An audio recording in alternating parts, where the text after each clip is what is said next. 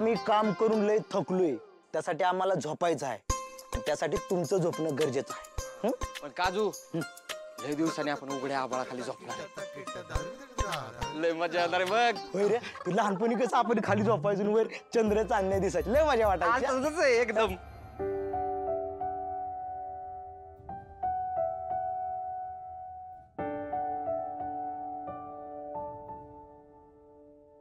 हा चला झोपा आता तुम्ही. अरे पोरांनो, हे समजा कशाला करताय तुम्ही? हे विचारून काय फायदा नाही, काला कारण नसतं आमच्याकडं. काय काजू? हा, दादा बोले वही शोले. आम्ही फक्त दादाची ऑर्डर फॉलो करतो, त्याला का म्हणून विचारत नाही. आता तुम्ही लोड घेऊ नका, झोपून जावा निवांत. हा, आणि काय वाटलं काय लागलं तिथंच आहे आम्ही, लगेच सांगायचं. काय त्याला आता ढगा. तू बाहेरून किती कठोर वागलास ना, तरी तुझ्या आत एक हळव्या मनाचा माणूस आहे. तुझ्यातला चांगला माणूस नक्कीच विरघळेल याची खात्री होती मला. तुझ्या याच स्वभावामुळे तर तू सगळ्यांपेक्षा वेगळा आहेस. लाखात एक आहेस तू.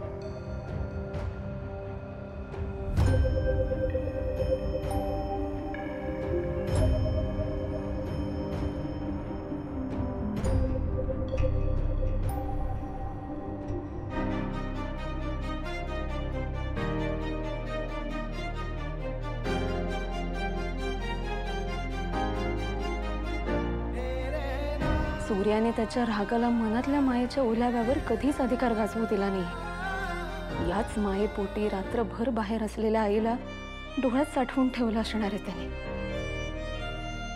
तिच्या सुरक्षेच्या काळजीने नीट झोपलाही नसणार तो. मग हा अटक कशासाठी सूर्या? तू का त्यांना घरात घेत नाहीयेस?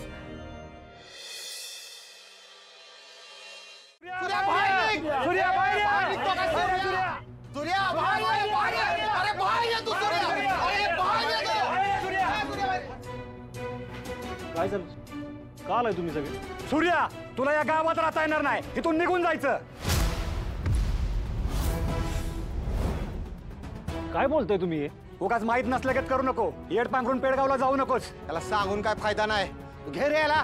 ए, काय झालं ते नीट सांगा. सूर्या, आमचा तुझ्यावर राग नाहीये, पण ज्या बाईने गावात एवढा मोठा गुन्हा करून देवीची नाराजी ओढून घेतली, त्यामुळे या बाईला आम्ही गावात राहू देणार नाही.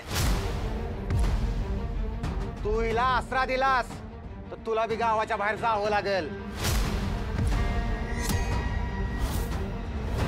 हिला शिक्षा झालीच पाहिजे. हो, झालीच पाहिजे. काय चाललंय हे? हे बघा, गावाच्या दृष्टीने जरी या गुन्हेगार असला ना तरी यांना शिक्षा देण्याचा अधिकार हा फक्त कायद्याचा आहे, तुमचा नाही. तुम्ही कोण आहात यांना शिक्षा ठरवणारे?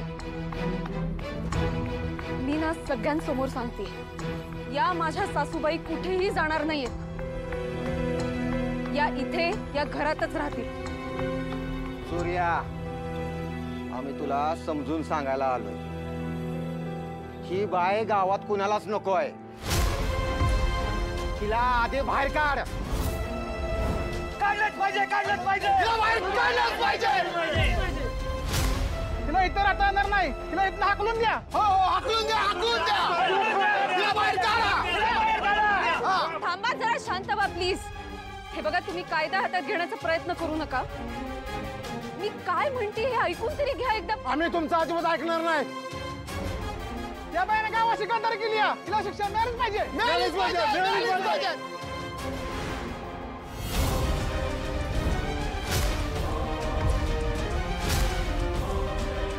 हात नाही लावायचं. सूर्या, लक्षात ठेव, या गावाने तुला प्रत्येक वेळेस मदत केली या, आणि या बाईसाठी तू या गावाची दुश्मनी घेतोयस. ही कुणी आयरी गेली नाही, माझी आई आहे. आणि माझ्याच दारातून माझ्या आईला हात लावाल ना तर हे सूर्या गप बसणार नाही. आणि राहायला विषय तिनं केलेल्या गुन्ह्यांचा तर कायद्याने तिला शिक्षा दिलेली आहे. इतके दिवस ती जेलमध्येच होती आणि आता ती कायद्याने सुटून आली आणि तिच्या घरात तिला राहण्याचा पूर्ण अधिकार आहे. कायद्याची शिक्षा देवीच्या देवळात चालत नाही. तिने काय मोठा गुन्हा केला माहित आहे का?